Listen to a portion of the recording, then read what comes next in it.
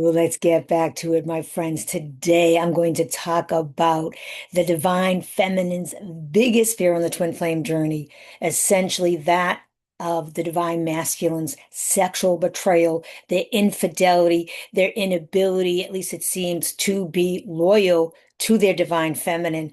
I'm going to share a way to dissolve these trauma overlays and to help you to gain clarity around this theme in the way that I did for me, because this has certainly been my experience as a divine feminine on this journey. And so I'm going to enlighten you with the specific roles of the divine masculine and the divine feminine.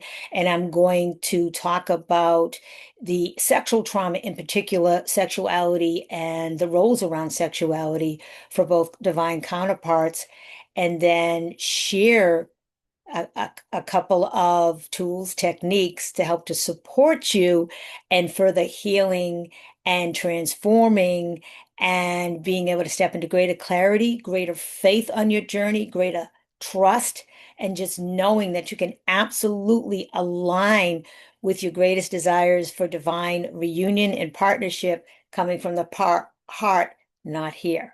Okay, so I am Ann Hayes. I'm a high priestess, and I help spiritually awakened twin flame women to heal sexual trauma, reclaim embodied power with my sacred sexuality reclamation method so that you, if this is you, so that you can fully trust and have faith in your own twin flame journey so that you can experience deep intimacy and so that you can confidently step into purpose, pleasure, and your radiant feminine sovereignty.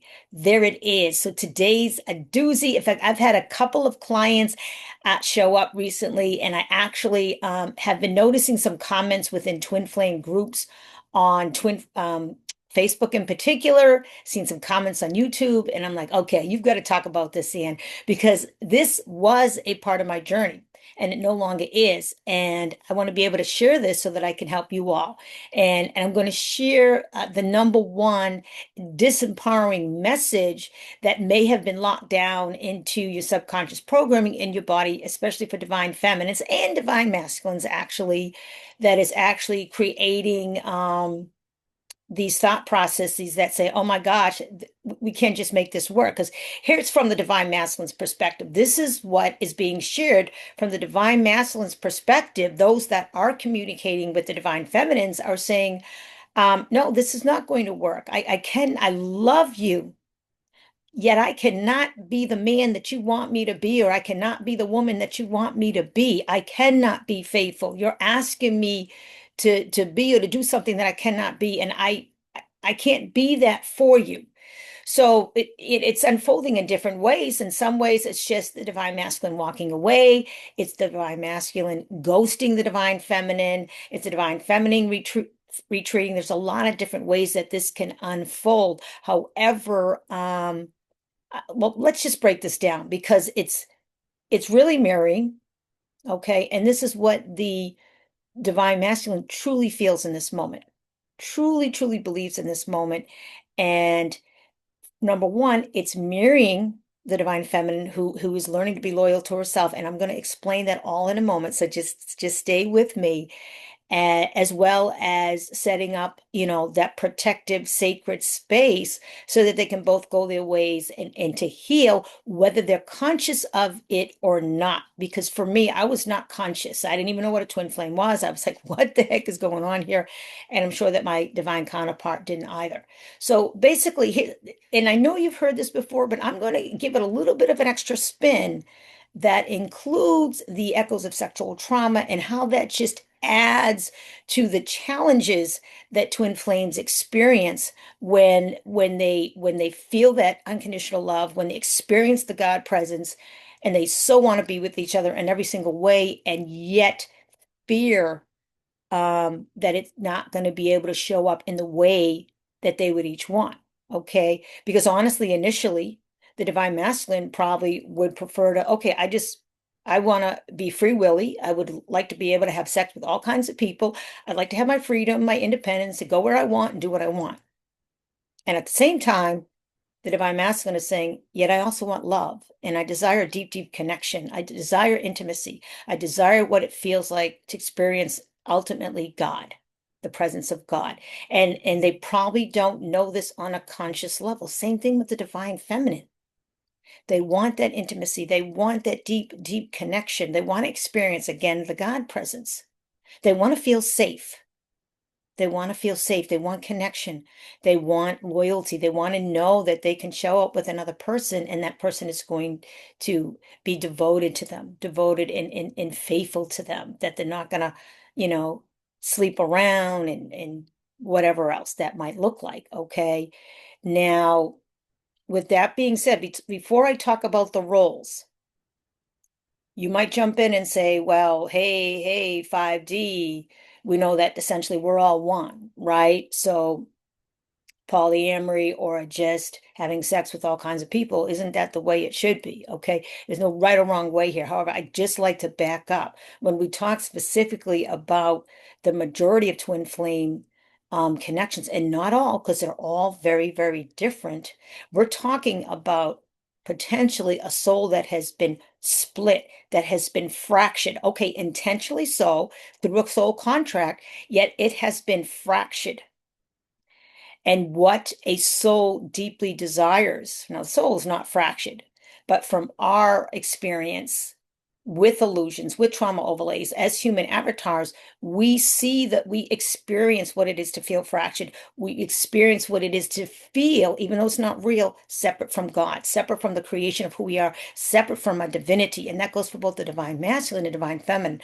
So part of why twin flames are here and part of why there's ultimately one person that you're going to feel that full unconditional love for is so that you can come together in divine partnership, so that you can come together and create that third energy where you are literally experiencing God, ecstasy, bliss. That's what sacred sexuality is all about. That's a big, big part of it. And a lot of people don't really understand what sacred sexuality is. It's not about becoming a whore. It's not just all becoming free willy. It is about spiritual ascension. The twin flame um, path is all about spiritual ascension. So it's literally coming back to yourself and becoming, even though you're already whole, it's coming back to the remembrance of your wholeness, of your union. And because we're in physicality, the best way to be present, to be devoted, to experience that God presence is to come together one-on-one in divine partnership. Physical beings. We are not light, we are light beings, but we're in a physical body, yet we are in a physical body at this point. So initially, at least, I truly believe it is about divine partnership. It is about loyalty. It is about devotion. That doesn't necessarily monogamy. I don't like to use the word monogamy because that has a very negative connotation. It is, again, I repeat, about devotion, presence, unconditional love, the ability to commit to your highest timeline. This is for both divine masculines, divine feminines, to commit to fully experience what it is to be in union with your own divinity and the God set source where you become one. And that happens through your divine partner. That happens when you feel safe. That happens when you're able to be vulnerable. That happens when you're able to trust, when you're able to open up, when you're able to connect in deeper and deeper ways. And that includes sexually. And that includes sexually. So, with that being said, let's look at the roles. The divine masculine, this is the role. That's it. Their role is to ultimately hang out more in the lower three chakras, in the matrix. With external reality, they know how to work, get around within the matrix. Okay. Whereas the divine feminine's role is different. She's at least initially hanging out more so in the upper three chakras. Okay, so we get the heart meeting in the middle, upper three chakras, very intuitive, very tapped in, essentially very spiritual. That doesn't mean that the divine masculine isn't. A lot of divine masculines are very spiritual, and that it might not look in the way that you would expect it to look. Okay, there's a lot of different ways to be spiritual. So they're hanging out. So this is kind of like where heaven meets earth, earth meets heaven. Okay, so this we chose in this experiment or this experience at this time on this planet at this time of spiritual ascension is not just to ascend and leave the earth plane.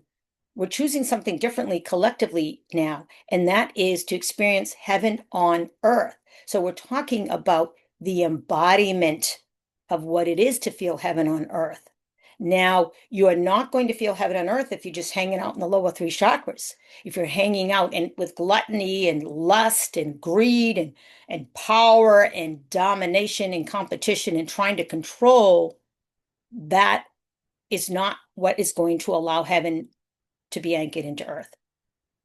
Same thing. If you're up here as a divine feminine, you're hanging out in the upper three chakras and you're astral traveling and you're connecting to spirit and you're whatever, doing psychic readings, whatever it is, and you're not tapped into those lower three chakras, you're not standing in your power, you're not enjoying the pleasure and joy that comes with being on the earth plane, then there's a disconnect there.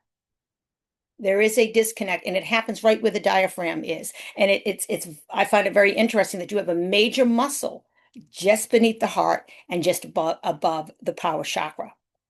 Okay.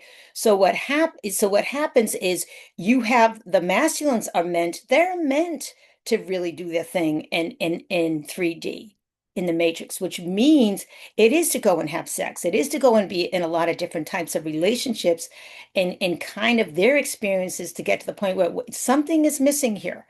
They can't quite pinpoint it yet. And it may take them a little bit longer because they become falsely empowered within the matrix. They feel all this power, there's an inflated ego, and I'm not saying this to shame, it's just their role where, oh my God, I'm so great at sex, or I'm making all this money, or oh my God, look at me, look at me, look at me, look at what I can do. Very focused on physical attributes, performance, and money and power and sex and performance. Okay. So it's not necessarily about connection. It's what they want. They're not sure how to do it. It's more about control. Okay. And eventually, without the heart, it cannot sustain itself. They will eventually fall apart. It cannot sustain itself. A relationship, their job, the way they're showing up in the world, the way they're making money is not going to be able to sustain itself, not at this time on the planet. Same thing, okay.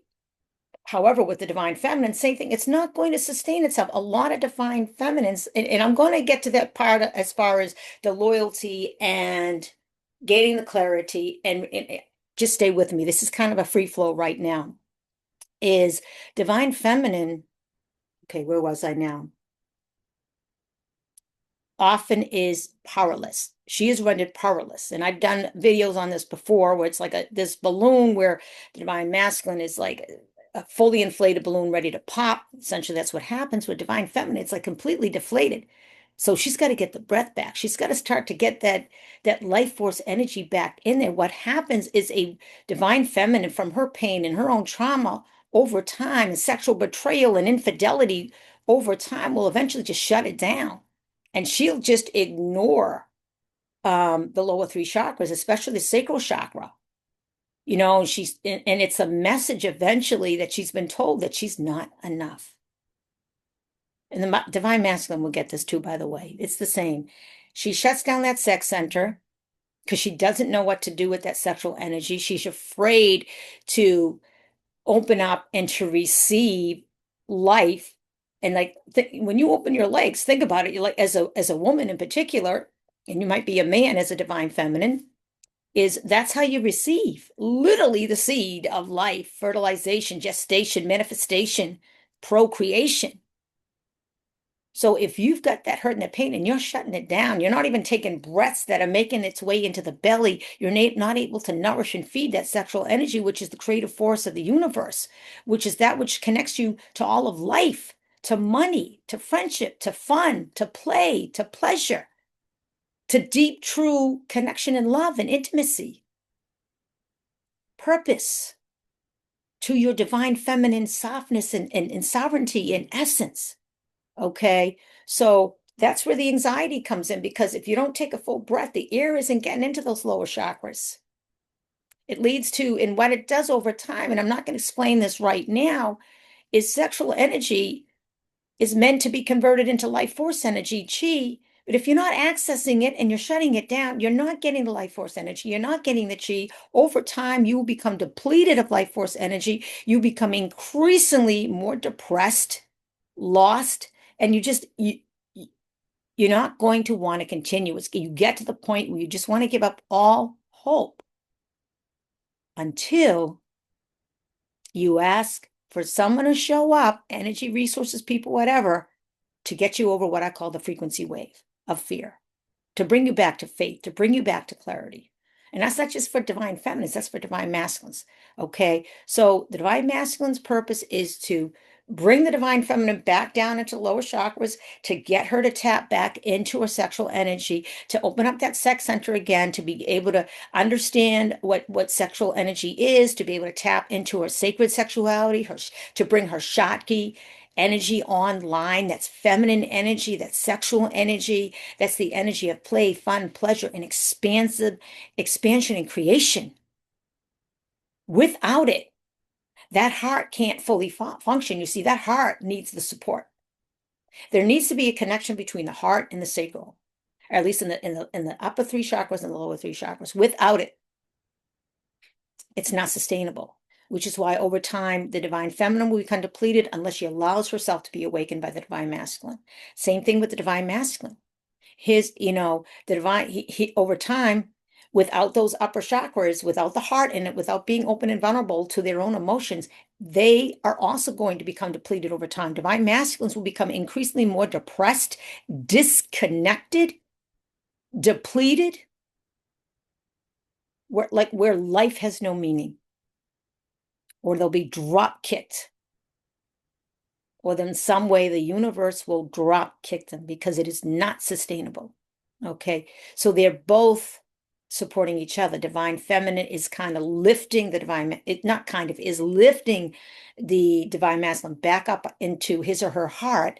The divine masculine is anchoring in or supporting the divine feminine to come back into the earth plane, to come back into lower chakras, and to embody heaven on earth, to allow her or him to embody heaven on earth, to embody their expansion.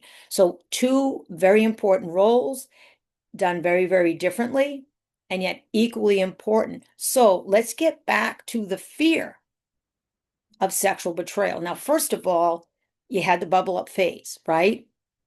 And if you've actually had any kind of sexual interaction, it could have been just the energy, it could have been telepathic, it could have been a kiss, a touch, it could have actually been sexual intercourse, whatever it might have been.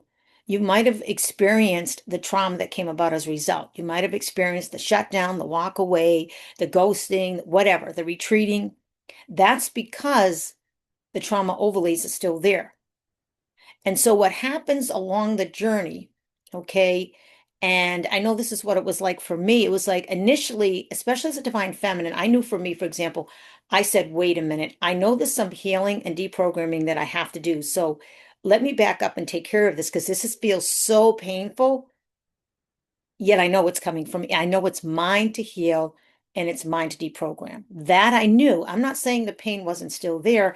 And yet on my journey, and what I have found about a lot of divine feminines is, especially if the divine masculines are very sexual, hypersexual, sex addicts, have a sex addiction, a porn addiction, are sleeping around, have a hard time being faithful, whatever, okay, is they're like, divine feminines are like, okay, they can't be loyal to me.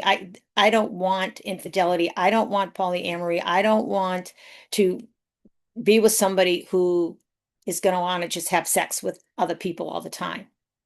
Because most divine feminines, when I ask them and when I ask myself, what do I truly desire to align with and to become one with, is I don't like the word monogamy. It's divine partnership where there is full devotion and loyalty and trust and faith. Here's the thing, because you're enough.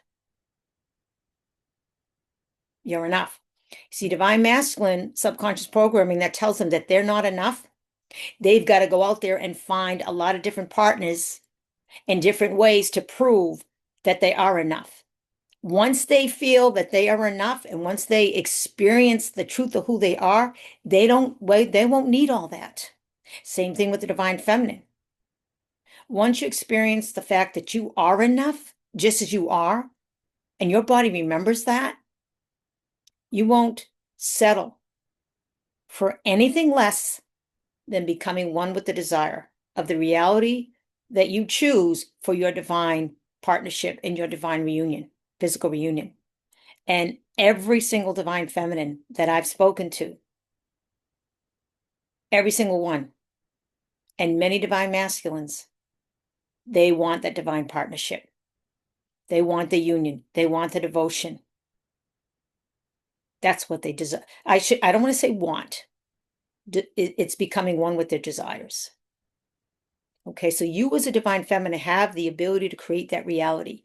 If there's confusion on this path, if there's doubt about the fact that you can come into physical reunion and it can be harmonious and sustainable and devoted and with presence and in a partnership where they're not sleeping around, where you can trust them to be faithful to you.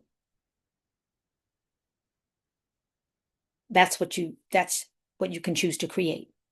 That's what you can choose to create. And the way to remove doubt and confusion is to heal, to continue to heal, to continue to heal. I know you keep hearing that. A lot of divine feminists show up and say, I've done a lot of healing. That was me. I didn't realize that there was just more and more deep, deep layers. Okay, so in my own humility, I finally said, okay, let me get myself another coach. Let me get myself a twin flame coach.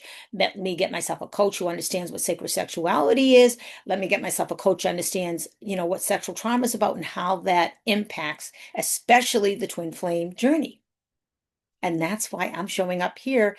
I call it the turnaround, the turn back, here to do the same for you. The same for you. Because here's the deal. I know at one point, I know I've mentioned this before, my twin flame, I'm going to say I'm putting it in the past. I truly don't know at this point, was a sex worker, was a professional dominatrix, was in a polyamorous relationship, had very different viewpoints and ideas about sex and love, I guess. Okay. And there was times on my journey, it was like, okay, because I was listening to all the buzz out there. Oh, well, maybe I need to accept that polyamory is just a part of, maybe I just need to be more open. I'm 61. I'm like, oh, maybe I'm not open enough because I've been born in a different generation. And maybe I need to accept that this could be a potential reality. And can I accept my divine counterpart in that way if that's how my divine counterpart chooses to show up? Um, and then I got to a point once I healed further overlays, I was like, oh no, I'm not having it. I'm not having it. That's not what I truly desire to become one with. And so if she has that same desire, great. If not, at least I get to choose. I get to choose what works well for me, what I truly in my heart, and I check in with the heart, the soul, not up here, it's here. Be honest with what it is you truly desire to create in your reality in divine partnership. Okay, because and I'm going to share more. I had one client show up recently and say, I know I had a past life regression and I was a whore in France and I was having sex with everybody. Maybe that's what I'm meant to do. Maybe, we can come into, physical reunion, her and a twin flame. And that's what we just do. They have sex, I have sex, and I was like, I mean, I can't tell her what to believe or not. I had a past life regression. We've all been whores, not divine whores, but like inverted whores. I got a past life where I was I wasn't even like a good looking whore. I was like very unattractive. I was lonely. I wasn't making the money. I lived in very, very extremely poorly. And I was murdered at the end of my life. I had a little baby. I don't, so we've all been there. We've all served as prostitutes, whores, whatever you want to call it.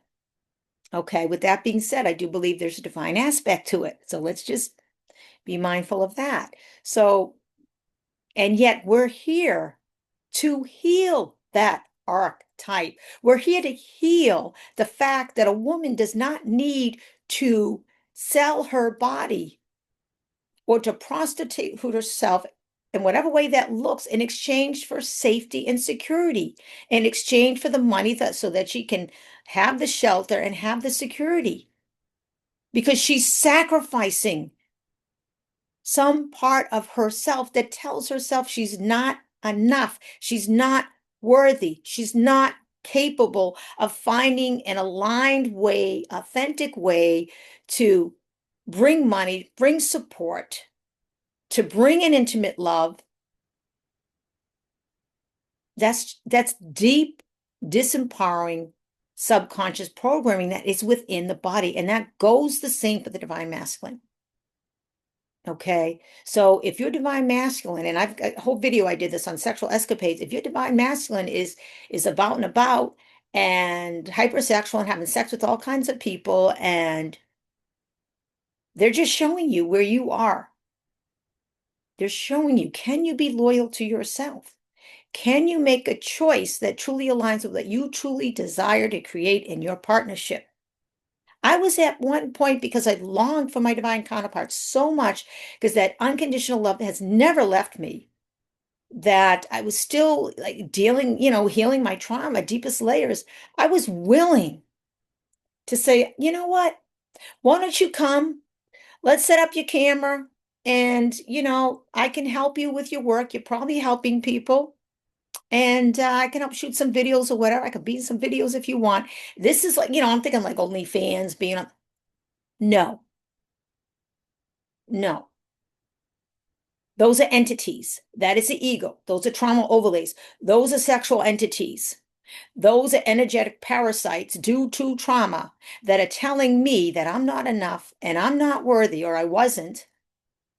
And so I should settle. I should sacrifice some aspect of myself because I'm not enough. And so I should just settle and compromise and meet my divine counterpart where she was at that time. That's toxic. That is toxic femininity, toxic masculinity. And right away, almost, I identified it, and I was so embarrassed. And I felt ashamed. And you know what? It's all good.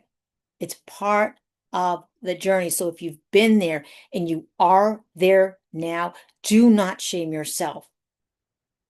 If you question yourself, if you're confused, if you have doubt, it is because all the noise out there within the twin flame community. It's because of all the noise that is out there in society, which says you should accept this, that for these reasons. I don't know of any twin flames at this point who are in a polyamory relationship. I'm not saying that that's not possible. I'm not saying that that can't exist. For me, it doesn't make sense with my insight at this point. If you're trying to unite a soul that has been fractured into its, the feminine essence and the masculine essence, why would you bring into, ultimately, I guess you could, if you're balancing out the energies, technically you could bring in three people. However, physical avatars, how present can you be if there's more than one person there? Ultimately, I believe it should start with you and divine counterpart, and then see what happens from there. At any rate, you are enough. You are enough. You deserve to align with your truest desire coming from the heart. Okay. And by the way, divine masculine, a healed feminine is not going to lock you down, is going to allow you room to breathe, is going to allow you to be, is going to trust you enough to be around other people, to love on people, to be loved by other people in a way that is respectful of the divine feminine. Because mutual respect, it's all important. It's just as equally important for the divine feminine. So, okay, so what if you can have the most beautiful, devoted, divine partnership where you can completely trust your divine counterpart? trust that that's possible. Okay, so this is, I always like to share something that you can do here. So these are two, I'm really big on crystal. This is a technology. This is a healing technology. It's galactic technology, and these are encoded with different frequencies, also messages. And these were both sourced from Brazil.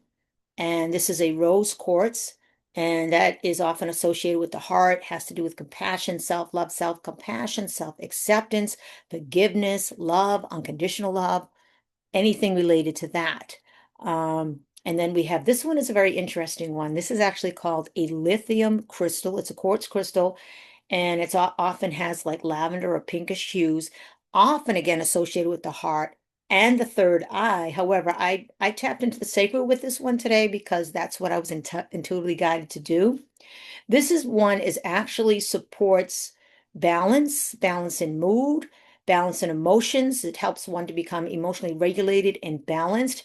So in a sense, because it does have traces of lithium in it, it is an antidepressant. Okay, it supports calming and calming and soothing anxiety, depression. So and actually can help to remove stagnant energy.